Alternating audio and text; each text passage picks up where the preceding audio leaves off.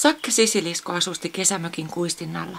Mökin asukkaat viettivät kesäviikonloppuja mökillä, mutta muuten Sakke sai elellä järven rannassa ylhäisessä yksinäisyydessä.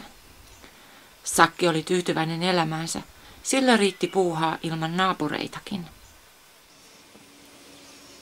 Eräänä aurinkoisena kesäpäivänä Saken ihaillessa mehiläisten mesiretkiä ruusupensaassa se kuuli aidalta västäräkkiäidin viserrystä. Lintuemo tuijotti kuistin alla olevaa puukasaa herkeämättä ja sirkutti äänekkäästi. Saken uteliaisuus heräsi. Se kierteli vikkelästi ympäri kuistia ja kurkisteli lattianrausta kuistin alla olevaa puukasaa. Voi herran pieksut, mitä se näkikään. 4 pientä untuvikkoa nukkui haituvat töröllä pienessä pesässä puupinon päällä. Saken rauha rikkoantui. Päivästä toiseen se seurasi västäräkkiperheen touhuja. Mustasukkaisena se katseli, kuinka linnunpojat varttuivat äidin hoivissa. Niillä tuntui olevan jatkuva nälkä. Oranssit kidat aamulla poikaset odottivat äidin tuomia herkkuja lämpöisessä pesässä, sisarusten kyljessä kyhnäten. Niillä oli oikeat kissanpäivät.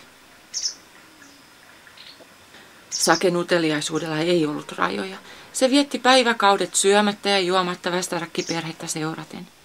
Poikaset olivat jättäneet pesänsä ja siirtyneet lekottelemaan puupinon päälle. Niiden suuret silmät tarkkailivat ympäröivää maailmaa värähtämättä. Sakke oli valvonut koko kesän kuistilla. Luonto eli omaa elämäänsä. Mustikat kypsyivät ja metsämansikat hehkuivat kirkkaan punaisina. Eräänä yönä Sakke ei enää jaksanut pitää silmiään auki. Uupuneena se nukahti syvään uneen. Aamulla Sakkea kohtasi järkyttävä näky. Kuistin alla oleva puupino ammotti tyhjyyttään. Västäräkkiäidin sirkutuskin oli vaiennut. Saken elämä tuntui yhtäkkiä tyhjältä ja tarkoituksettomalta. Västäräkit olivat lentäneet pesästään jatkamaan elämänsä jossain muualla. Mutta miten oli Saken oman elämän laita?